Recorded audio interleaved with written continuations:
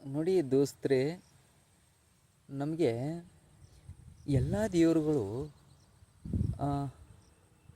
ವರನೂ ಕೊಡಲ್ವಂತೆ, ಇತ್ತು ಶಾಪನೂ ಕೊಡಲ್ವಂತೆ. ಸೊ ಹೀಗಾಗಿ ಅವಕಾಶಗಳನ್ನು ಕೊಟ್ಟಿರ್ತಾನಂತೆ. ಸೊ ನಾವು ಅವಕಾಶಗಳನ್ನು ಹೇಗೆ ಬಳಸ್ಕೋತೀವಿ ಅಂತಕ್ಕಂಥದ್ದು ನಮ್ಮಲ್ಲಿ ಇರ್ತಕ್ಕಂಥದ್ದು. ಸೊ ಹೀಗಾಗಿ ಎಲ್ರಿಗೂ ನಾನು ಒಂದು ಹೇಳೋದು ಏನಂದರೆ, ಅವಕಾಶಗಳನ್ನು ಸದುಪಯೋಗವಾಗಿ ಅವಕಾಶಗಳನ್ನು ಬಳಸ್ಕೊಳ್ಳೋಣ. ಸೊ ಸದುಪಯೋಗವನ್ನು ದುರುಪಯೋಗವನ್ನು ದೂರ ಒತ್ತೋಣ. ಹೀಗಾಗಿ ಎಲ್ರಿಗೂ ನಾನು ಹೇಳೋದು, ಸುಮ್ಮನೆ ಸುಮ್ಮನೆ ಯಾಕೆ ಇದು ತೊಂದರೆ ಅಲ್ವಾ. ಎಲ್ಲ ವರ್ಗದವರಿಗೂ ನಾನು ಒಂದು ಸಣ್ಣದೊಂದು ಮನವಿ ಮತ್ತು ಜೊತೆಗೆ ಎಲ್ಲ ವರ್ಗದವರಿಗೂ ಥ್ಯಾಂಕ್ ಯು, ಧನ್ಯವಾದಗಳನ್ನು ಹೇಳೋದು ನಾನು ಎಷ್ಟು ಹೇಳಿದ್ರೂ ಕಡಿಮೆಯ. ನೋಡಿ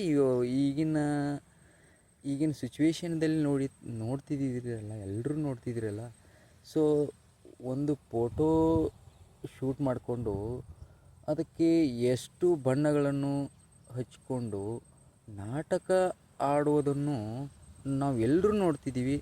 ಸೊ ಹೀಗಾಗಿ ಒಂದು ಮನುಷ್ಯನು ಅಷ್ಟೊಂದು ಸುಲಭವಾಗಿ ಅವನಿಗೆ ಅಷ್ಟೊಂದು ಮೇಲೆ ಟಾರ್ಚರ್ ಕೊಡೋದು ಎಲ್ಲ ವರ್ಗದವರಿಗೂ ಏನು ಅನ್ನಿಸ್ತಿದೆ ಅಂತಕ್ಕಂಥದ್ದು ನನಗೂ ಗೊತ್ತಾಗ್ತಾಯಿಲ್ಲ.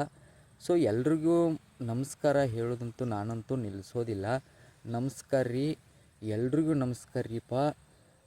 ಮತ್ತೇನು ಮಾಡಬೇಕಂತ ಹೊರಟಿದ್ರಿ, ಎಲ್ರಿಗೂ ಮತ್ತೊಮ್ಮೆ ನಮಸ್ಕಾರ.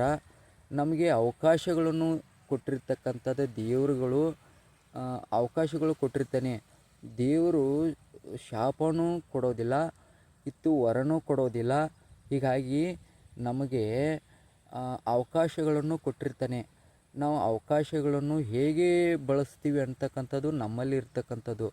ನಿಮ್ಮಲ್ಲಿ ನಾವು ಹೇಗೆ ಆಲೋಚನೆಗಳನ್ನು ನಾವು ಮಾಡ್ತೀವಿ, ಆ ಸಿಚುವೇಶನ್ಗೆ ಅನುಗುಣವಾಗಿ ನಾವು ತಪ್ಪು ದಾರಿಯನ್ನು ನಾವು ಹುಡುಕೋದು ಬೇಡ. ಎಲ್ರಿಗೂ ನೋಡಿ, ವಿಚಾರ ಆಚಾರಗಳನ್ನು ದಿನನಿತ್ಯ ಪ್ರತಿನಿತ್ಯ ಕ್ಷಣಕ್ಕೂ ನೋಡಿ, ಯಾವುದೇ ವಿಷಯ ತಗೊಳ್ಳಿ ನೋಡಿ, ಎಷ್ಟು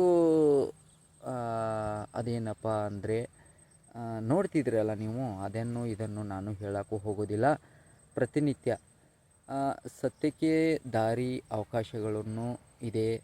ಸೊ ಅಡ್ಡ ದಾರಿ ಮತ್ತೊಂದು ಅವಕಾಶಗಳನ್ನು ಎಲ್ರಿಗೂ ಗೊತ್ತಿರ್ತಕ್ಕಂಥದ್ದು.